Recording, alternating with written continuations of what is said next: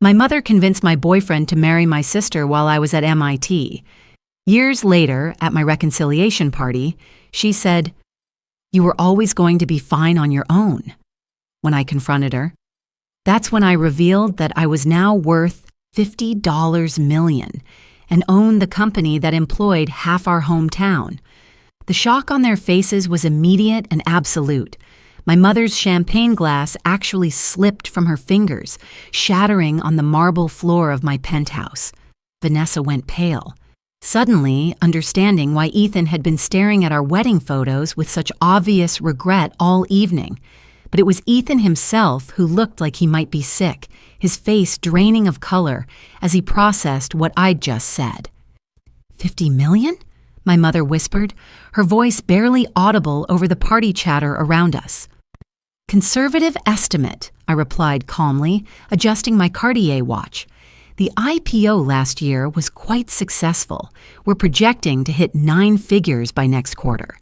See, what my family never understood was that their betrayal had actually freed me to become exactly who I was meant to be. When I caught them manipulating Ethan 6 years ago, plotting my romantic downfall in our family living room like some twisted soap opera, I made a decision that would change everything. I was Clara Peterson then, a heartbroken MIT student who dropped out 2 months before graduation after discovering my mother had fabricated text messages to convince my boyfriend I was cheating. Now I was Clara Hayes, co-founder and CTO of Hayes Security Solutions, the fastest-growing cybersecurity firm on the East Coast. The journey started with rage, but it was channeled through strategic thinking that would make Sun Tzu proud. After leaving MIT, I didn't just run away and lick my wounds. I analyzed exactly what had happened and why, treating it like a systems problem that needed solving. My mother had orchestrated the whole thing because she believed Vanessa needed financial security more than I did. She saw Ethan as an asset to be redistributed to her more deserving daughter. The manipulation was surgical. Fake health scares to get Ethan to visit, manufactured evidence of my supposed infidelity, and systematic undermining of his confidence in our relationship. But here's what she miscalculated. She assumed I'd be devastated and retreat. Instead, I got analytical. Within 6 months of leaving Boston, I'd moved to Seattle and connected with Daniel Hayes, a brilliant security architect I'd met at a tech conference.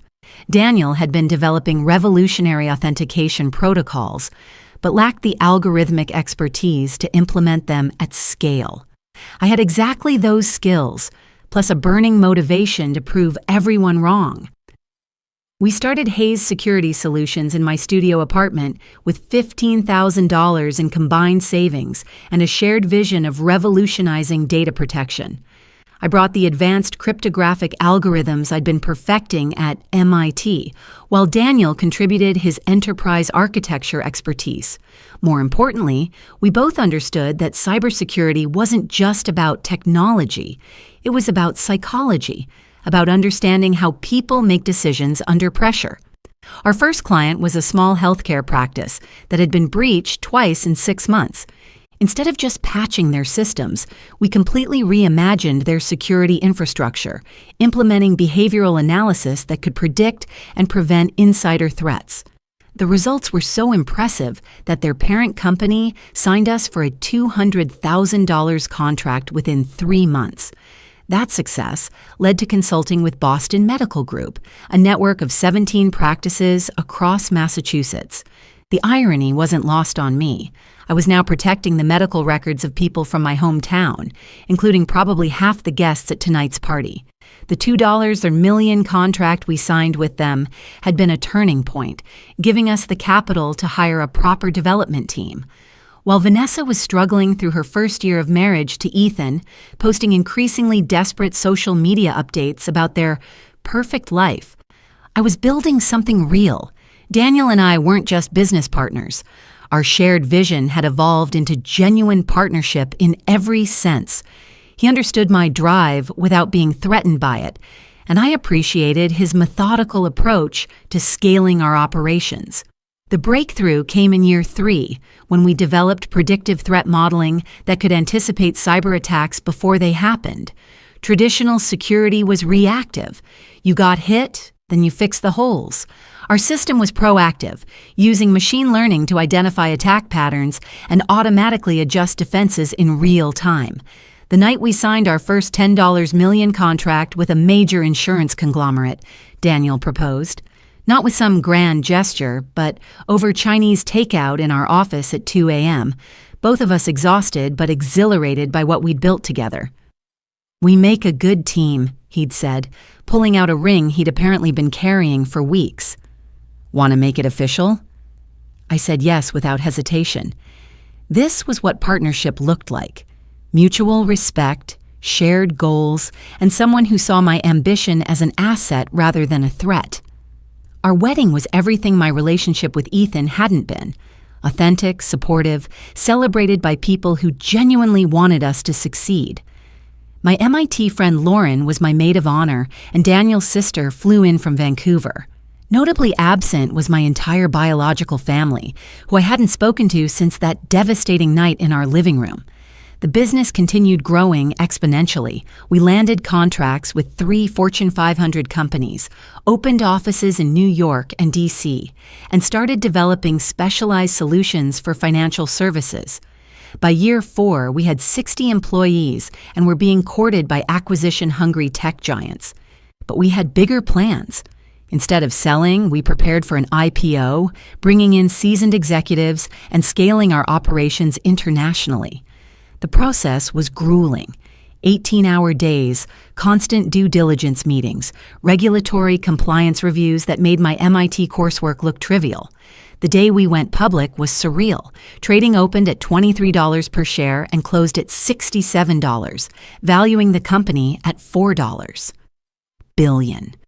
My personal stake was worth $50 million on paper, but more importantly, we'd validated everything Daniel and I had been building toward.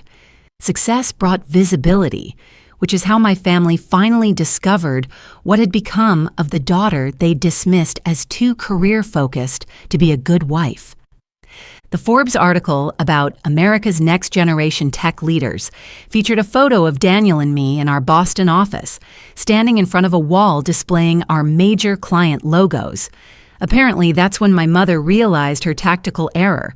The daughter she'd sacrificed for Vanessa's benefit had become exactly the kind of successful person she'd always wanted in the family, just not available to them anymore. The reconciliation party invitation came through my father, the only family member who'd maintained minimal contact over the years. His messages were always brief and guilt-free. "Saw your company in the news. Proud of you." Or, "Hope you're doing well." Never pressuring for more, which made his request actually meaningful. "Your mother wants to apologize," he'd texted. "Would you consider coming to Boston? She's planning a dinner party. Vanessa and Ethan will be there too." The timing was interesting. Through LinkedIn and local news, I'd been tracking their lives from a distance. Ethan's startup had failed spectacularly 18 months after their wedding, leaving him $200,000 in debt and unemployable in the tech sector due to some questionable decisions involving investor funds. Vanessa had been working intermittently as a real estate agent, but the market downturn had killed her commission income. Meanwhile, my mother had been forced to mortgage their house to help support them, even as my father's construction business struggled with rising material costs. They weren't destitute, but the comfortable middle-class life they'd always known was under serious strain. I agreed to attend, but on my terms. I'd fly in for one evening, stay at the Four Seasons, and leave the next morning. No extended visit, no family bonding weekend, just a single dinner to see if any bridges could be rebuilt. Walking into my childhood home that evening was like entering a time capsule, except everything looked smaller and more worn than I remembered. The furniture was the same, but faded. The carpet needed replacing. Little signs of financial stress that would be invisible to most people, but I'd spent years analyzing business operations. My mother's reaction when she opened the door was carefully controlled surprise. She'd clearly prepared for this moment, but seeing me in person, successful, confident, wearing a custom jacket that probably cost more than their monthly groceries, still caught her off guard. "Clara," she said, her voice artificially bright. "You look wonderful, so professional." "Thank you," I replied politely, stepping inside. The house smelled the same, but felt different. Or maybe I was different. The young woman who'd been desperate for their approval was gone, replaced by someone who knew her own worth. Vanessa and Ethan were already in the living room, drinks in hand, both looking like they'd rather be anywhere else.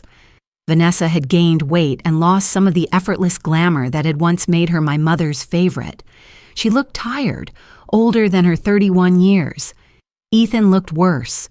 Stress lines around his eyes, the kind of defeated posture that comes from repeated professional failures. The first hour was carefully choreographed small talk. My mother asked about Seattle. My father wanted to hear about the business. Everyone pretended this was a normal family gathering, rather than an attempt at reconciliation after 6 years of silence. It was during dinner that the cracks started showing. My mother, after her third glass of wine, began talking about how proud she was of my success, how she'd always known I was destined for great things. The revisionist history was breathtaking in its audacity. "I remember telling people you'd be running your own company someday," she said, smiling as if she hadn't spent years dismissing my career ambitions as anti-social computer obsession. "Really?" I asked mildly. "I remember you saying that computers were for boys, and I'd never find a husband if I kept hiding behind screens." The table went quiet. Vanessa stared at her plate. Ethan suddenly found his wine glass fascinating. "Well," my mother said, clearly flustered, "you have to understand, I was just worried about your social development. I wanted you to have options." Like sacrificing my relationship so Vanessa could have better options? And that's when it all came out. 6 years of suppressed anger, delivered with the calm professionalism I'd learned in countless boardroom confrontations. I laid out exactly what had happened, how they'd manipulated Ethan, the lies they'd told, the betrayal they'd orchestrated. My mother's face went through several expressions: denial, defensiveness, then something approaching panic as she realized I wasn't the same confused girl who'd fled Boston years ago.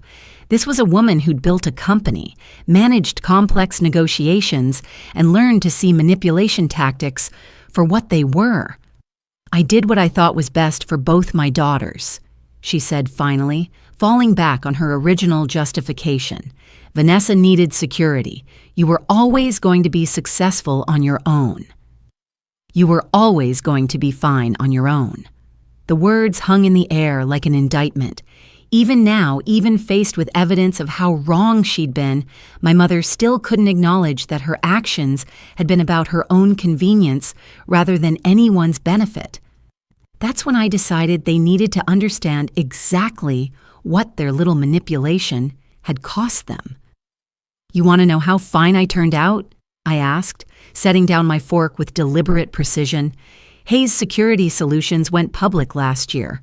Our market cap hit $4 billion. My personal net worth is approximately $50 million, and we're projecting 9-figure growth within 18 months. The silence that followed was deafening. You could practically hear the mental calculations happening around the table. The realization of what they'd lost access to, what their manipulation had actually accomplished. "We employ over 300 people across 4 offices," I continued. "We handle cybersecurity for major financial institutions, healthcare networks, and government contractors. In fact, we have contracts with Boston Medical Group, Municipal Credit Union, and Harbor Insurance, probably protecting the data of half the people you know." Vanessa was staring at me with an expression I couldn't quite read. Ethan looked like he was going to be physically ill. "The most interesting part," I added, "is that none of this would have happened if you hadn't interfered with my relationship. Losing Ethan forced me to rebuild my life entirely, and I rebuilt it better than I ever could have imagined." My mother's champagne glass slipped from her fingers, shattering on the floor. The sound seemed to break whatever spell had held the room silent. $50 million, she whispered. "Conservative estimate," I confirmed. The stock options Daniel and I retained during the IPO process were quite generous. We own 43% of a company that revolutionized cybersecurity infrastructure. I looked around the table at their shocked faces, feeling something I hadn't expected. Not satisfaction, but a kind of closure. For years, I'd imagined this moment would feel triumphant. Instead, it just felt necessary.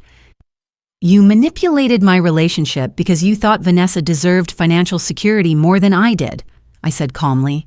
You sacrificed my happiness for what you perceived as the greater good. But you made that decision based on fundamentally flawed assumptions about who your daughters actually were and what we were capable of achieving. Ethan finally found his voice. Clara, I had no idea you were this successful, I finished. No, I imagine you didn't. Success tends to be invisible to people who aren't looking for it. The evening deteriorated from there. My mother alternated between defensive justifications and what seemed like genuine shock at the scope of what I'd accomplished. Vanessa said almost nothing, just stared at me like I was a completely different person, which, in fairness, I was. Ethan tried several times to apologize, but his regret was so transparently tied to my financial success that it felt more insulting than healing. If I'd become a struggling single mother, would he have felt any remorse at all? I left before dessert was served, claiming an early flight back to Seattle. But before I walked out, I had one final thing to say. I want you to understand something, I told them, putting on my coat in the foyer where I'd once hidden to overhear their conspiracy. The woman you drove away 6 years ago was heartbroken and vulnerable. The woman leaving tonight owns a company that could make or break half the businesses in this city. You taught me that family loyalty is conditional. So I've learned to make my own family with people who value what I actually bring to the table. My mother started to say something, but I held up a hand. I didn't come here for an apology, I continued. I came here to close this chapter definitively. You made your choice 6 years ago. Now you get to live with the consequences. The drive back to the Four Seasons gave me time to process what had just happened. I'd expected to feel victorious, vindicated, triumphant. Instead, I felt oddly empty. These people who had once held so much power over my happiness now seemed smaller somehow, diminished. They hadn't determined my fate after all. I had. The next morning, I flew back to Seattle and threw myself into work. We were finalizing a major contract with a European banking consortium, and the technical requirements were complex enough to require my full attention. It wasn't until Daniel asked about my trip over dinner that I realized how completely I'd already moved on from the previous evening. "How did it go?" he asked, refilling my wine glass in our kitchen overlooking Elliott Bay. "Exactly as expected," I replied. They were shocked by the success, regretful about their choices, and ultimately unchanged as people. My mother still believes she acted with good intentions. Vanessa still looks to others to solve her problems. Ethan is still looking for someone else to blame for his failures.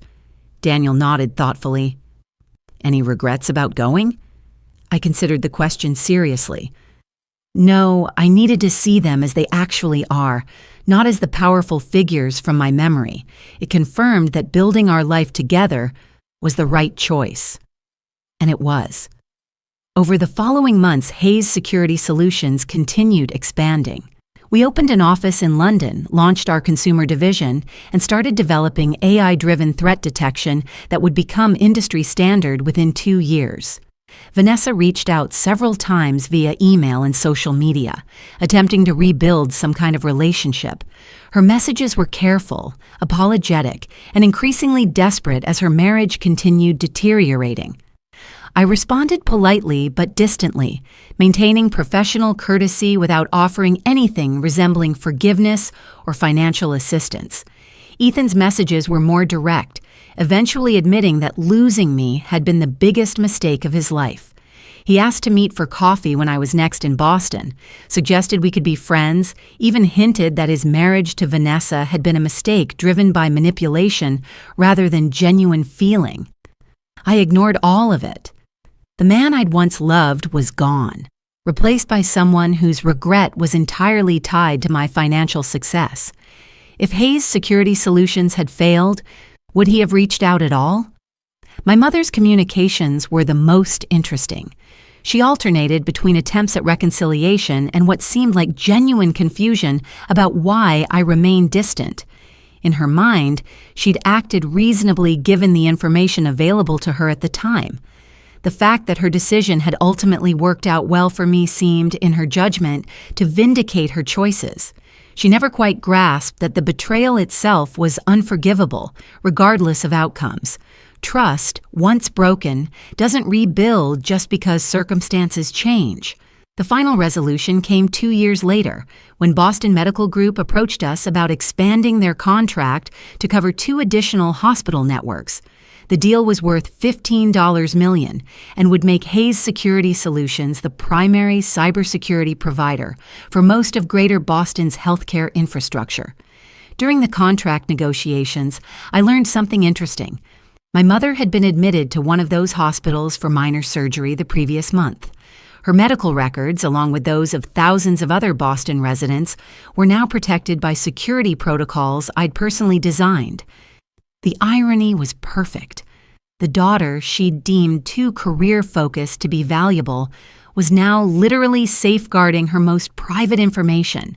The computers she'd dismissed as boys' toys were protecting her from identity theft and medical fraud. I never told her, of course. The knowledge was satisfaction enough. As Hayes Security Solutions approached its 5th anniversary, Daniel and I had built something that exceeded even our most ambitious early projections. We'd gone from 2 people with an idea to a company that protected the digital infrastructure of major institutions across 3 continents. More importantly, we'd built a marriage based on mutual respect, shared vision, and genuine partnership. Daniel never saw my success as competition or threat. He celebrated each achievement as progress toward our common goals. That was the real victory, I realized. Not the money or the recognition or even the poetic justice of protecting my hometown's data. The victory was becoming someone who chose her own family, someone who built relationships based on what she could contribute rather than what she could extract. My mother had been right about one thing: I was always going to be fine on my own. She just never understood that fine could mean thriving, leading, building something that mattered. 6 years after that devastating night when I caught them plotting in our living room, I'd become exactly the person I was meant to be. Successful, respected, surrounded by people who valued what I actually brought to the table, and none of them were related to me by blood.